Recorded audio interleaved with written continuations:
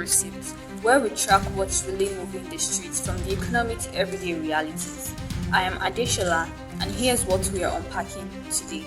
While thousands of Nigerians are chasing visas out of the country, new immigrants are moving in, buying properties, starting up businesses, and calling Nigeria home. The question is, why now? Here's the report headline: Immigrants betting big on Nigeria, the after effects.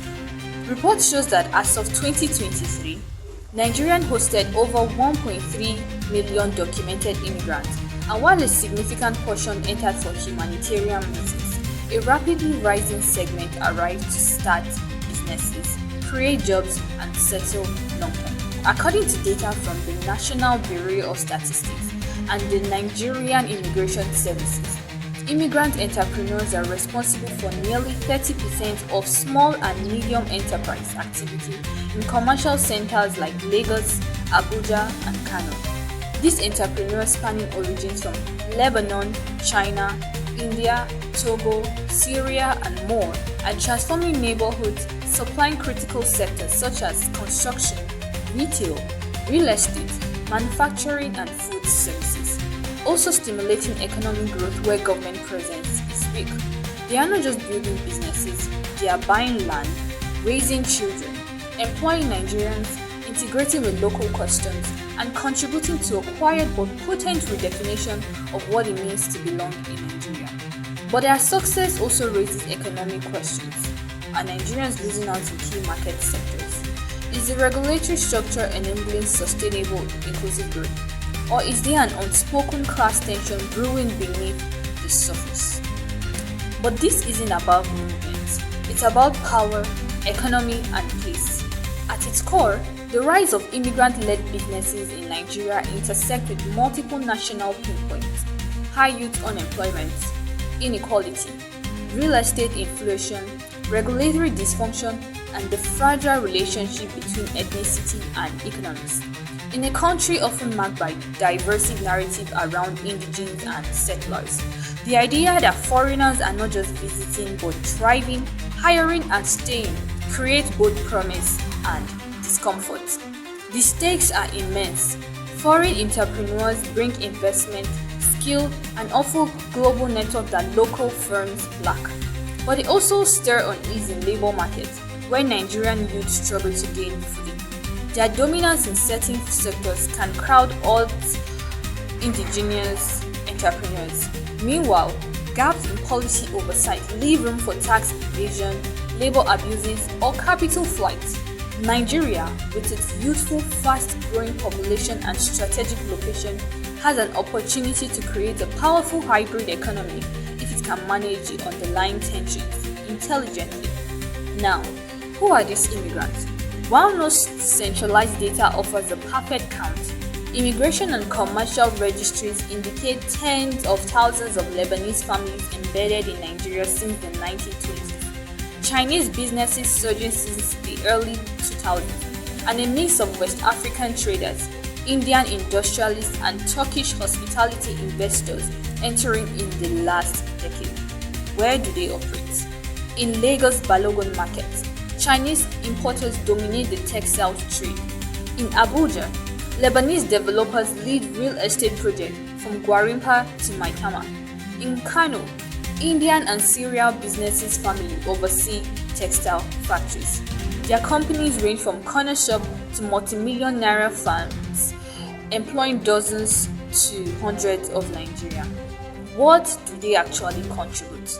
According to NIPC data, foreign SMEs account for over 900 billion annually in trade and services, excluding real estate. Their labor footprint spans thousands of jobs, and many have become mentors or investors in Nigerian rising startup space. Informal interviews with local chambers of commerce indicate that foreign-led companies are more likely to provide technical skill training than their Nigerian counterparts. Now, where's the tension? In 2022, protests erupted in parts of Lagos when local mechanics accused Indian auto service shop of underpricing them while exploiting tax gaps. In Port Harcourt, a group of unemployed youth attempted to block a Chinese construction site, demanding employment preferences. This incident highlights the latent resentment, even as the population that is large continues to benefit from cheaper goods, better infrastructure, and new services. On Nigerian Twitter, now X, debates erupt weekly around Chinese malls, Lebanese-run restaurants, and Turkish construction firm. A YouTube series on foreigners doing businesses in Nigeria garnered over 4.5 million views, with comment sections divided between admiration and outrage. In WhatsApp community, rumors occasionally circulate accusing foreigners of taking over our land and markets. Offline, the picture is more nuanced. Interview in Yaba, Ikeja, and Ikoyi show a public. Many Nigerians express appreciation for quality goods and jobs provided by immigrant businesses, while others express fear of displacement both economically and culturally. A trader in Wuse Market puts it simply, "We need them, but they are getting too powerful. What happens when we lose control over our own economy?" The arrival and entrenchment of immigrant entrepreneurs in Nigeria is neither threat nor miracle. It is a mirror. It reflects both the gaps in Nigerian policy and the global appeal of its economic potential. Foreigners succeed here not because they steal opportunity, but often because they navigate bureaucracy better, take greater risks, and have systems of support Nigerians lack. Their success forces us to ask, why is it easier for a Lebanese man to get a property title in Lagos than for a Nigerian woman from Benue? Why can a Chinese builder secure long-term capital, but a Nigerian startup cannot? This is not just an economic story. It's a challenge to Nigerian institutions to democratize access, to invest in education and financing, and to balance openness with fairness. The presence of foreign entrepreneurs can be an advantage, but only if Nigeria builds the capacity to turn that presence into true partnership rather than parallel economies. As immigrant entrepreneurs dig roots deeper in Nigeria, the country stands out at crossroads. Policymakers can no longer afford to ignore the complexities of immigrant capitalism. Stronger data collection, clearer business regulation, community engagement platforms, and inclusive economic policy are no longer optional. They are urgent. Moving forward, researchers and lawmakers must confront uncomfortable truths about class, access, and systemic inequality. At the same time, they must amplify the quiet success stories, those where immigrant investors and Nigerian workers co-create value and innovation.